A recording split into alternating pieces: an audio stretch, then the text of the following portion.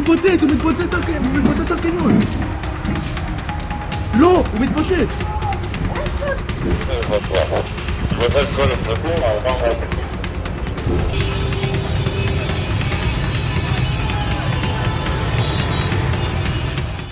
Israel में घर तो सुरक्षित थे ही नहीं, यानी वो इमारतें जिसमें बैठकर लोग ये सोच रहे थे कि ईरान की मिसाइल यहां कहां तक पहुंच पाएगी।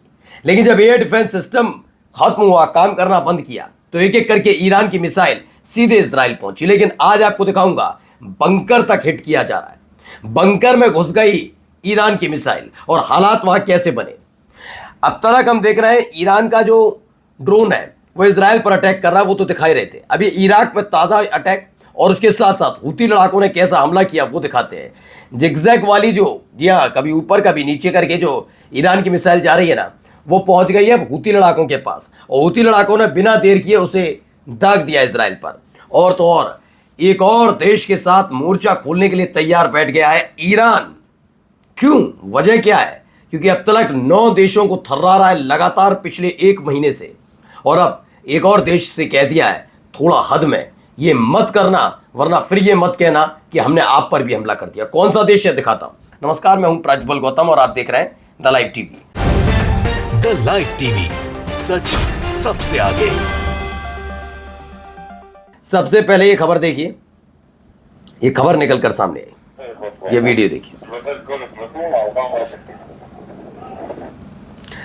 तो सोचिए, इसके नीचे एक बंकर बना हुआ था, या बंकर में ये लोग रह रहे थे। इन्हें ये था कि कम से कम चलो इमारतों को निशाना बना रहा है ईरान, लेकिन बंकर तक उनकी मिसाइल नहीं पहुंचेगी। लेकिन अब देखिए, ये बंकर तक मिसाइलें अंदर अंदर घुसी हुई मौजूद, लोग डरे हुए हैं, सहमे हुए हैं। अब जाएं किधर जाएं? बंकर में रहते हैं तो वहां पर भी सुरक्षित नहीं है, क्योंकि पहले तो अंधेरा ही इतना है, वहां पर हालात बहुत खराब है, खाने पीने की दिक्कत अलग से, ऊपर से जब यहाँ मिसाइलें पहुंच सकती हैं तो क्या क्या नहीं हो सकता।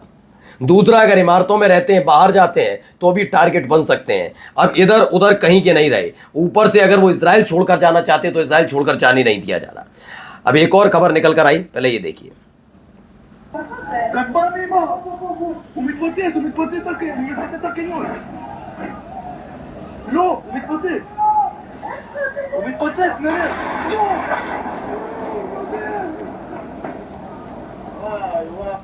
A drone belonging to the Yemeni armed forces has destroyed a strategic target in central Israel.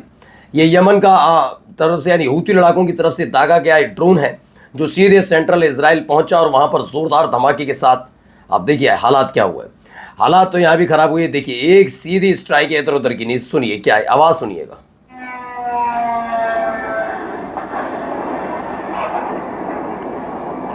ये वही है जो हमने थोड़ी देर पहले भी आपको दिखाया था कि F-15 अमेरिका का जेट लगातार कोशिश कर रहा था कि इसे रोका जाए, इसे मार गिराया जाए, लेकिन ये कभी दाएं बाएं इधर उधर होता हुआ वहां जाकर गिरा है। ये यूएस फैसिलिटी इन एरबिल है इराक में, वहां एक शाहिद 136 ड्रोन जाकर गिरा।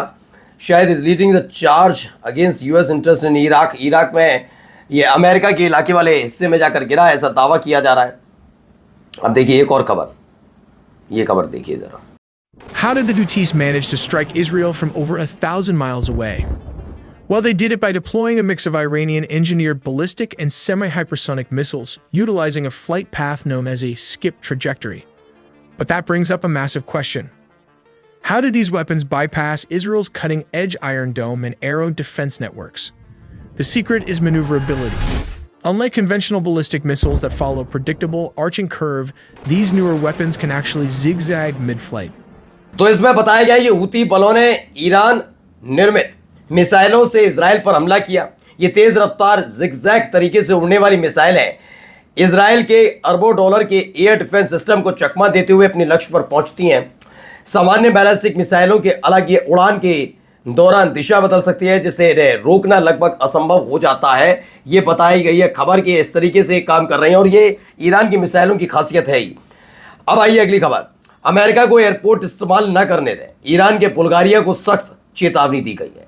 ईरान की बुल्गारिया को सख्त चेतावनी है। ईरान ने नेटो सदस्य बुल्गारिया को चेतावनी दी कि वह अपने एयरपोर्ट अमेरिकी सैन्य अभियानों के लिए इस्तेमाल न होने दें। इस पर बुल्गारिया ने सफाई दी कि वे युद्ध में शामिल नहीं है और उसके एयरपोर्ट से कोई लड़ाकू ऑपरेशन नहीं चल रहा है।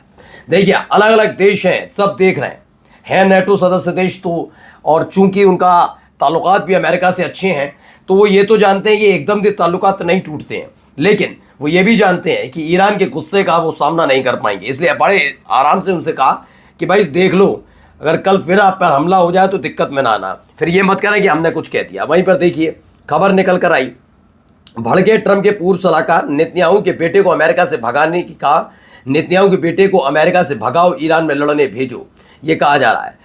मिडिल ईस्ट में जारी युद्ध के बीच बयानबाजी भी तेज होती जा रही है। स्टीव बैनन ने इजराइल के प्रधानमंत्री बेंजामिन नेतन्याहू और उनके बेटे यार नेतन्याहू को लेकर टिप्पणी की। बैनन ने कहा कि जब अमेरिका और इजराइल ईरान के खिलाफ सैन्य कार्रवाई कर रहे हैं तो नेतन्याहू के बेटे को भी अमेरिका में रहने के बजाय युद्ध में हिस्सा लेना चाहिए। बैनन ने सवाल उठाया कि यार नेतन्याहू इस समय अमेरिका में आराम कर रहा है जबकि इजराइल के युवा अनिवार्य सैन्य सेवा निभाते हैं। उन्होंने ये तक कहा कि उन्हें वापस बुलाकर सेना में शामिल किया जाना चाहिए। इसके साथ ही उन्होंने खाड़ी देशों के अमीर परिवारों के युवाओं पर भी निशाना साधते हुए कहा उन्हें भी युद्ध में हिस्सा लेना चाहिए, न कि विदेशों में सुरक्षित रहना चाहिए।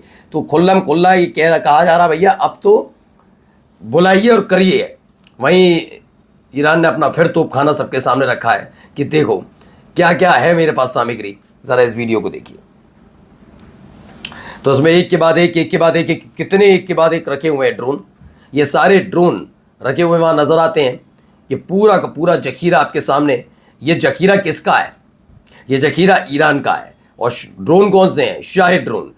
ये देखिए विशाल ईरानी शाहिद 136 ड्रोन का खुलासा IRGC ने फुटेज जारी किया। इसमें बड़ी संख्या में कामिकाजे UAV और भूमिगत भंडारण में तैनाती के लिए तैयार दिखाया गया है। तो ये भी खबर निकल कर आई कि इतने सारे हथियार वाला। अब आइए जॉर्डन पर अटैक का एक वीडियो है।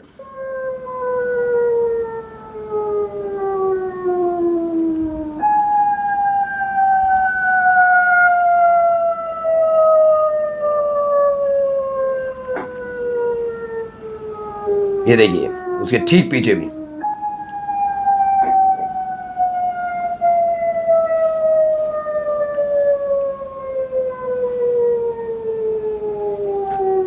एक के पीछे एक। तो इंसान video show Iranian missile striking US base in Jordan में अमेरिकी बेस पर यह बड़ा हमला माना जा रहा है कि एक और हमला किया गया। अब आइए अगली खबर। ये देखिए यहां क्या है। ये कुछ वीडियोस निकल कर आई हैं जो दावा किया जा रहा है, बताता हूं अभी आपको।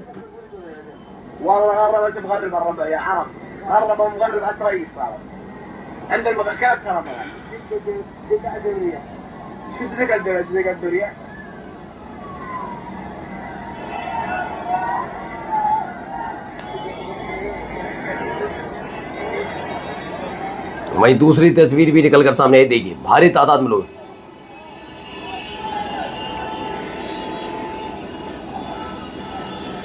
दावा है कि भारी तादाद में सीरिया के लोग रवाना हो गए गोलान हाइट्स, जिस पर जो है सीरिया का हिस्सा लेकिन इजराइल ने कब्जा कर रखा है, वहां पर जा रहे हैं सारे के सारे। तो क्या एक नया मोर्चा खुलने ही जा रहा है। इजराइल के हालात भी देखिए, इजराइल में हालात क्या है आपके सामने।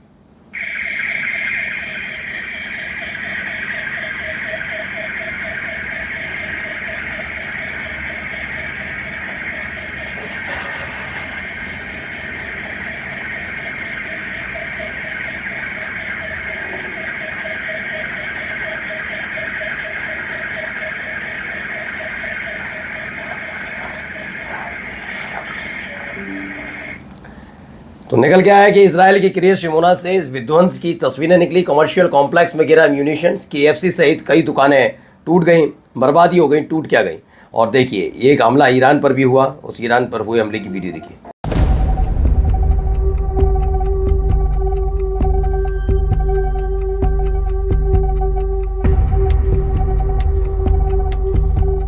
तो इस्फहान के बहारास्तान में 1 अप्रैल को हुआ US इजरायली हवाई हमला। कथित तौर पर यह हमला ईरानी मिसाइल बेस पर किया गया और उसके बाद जो हुआ वो आपके सामने है ही। इजराइल थर्रा उठा। नमस्कार।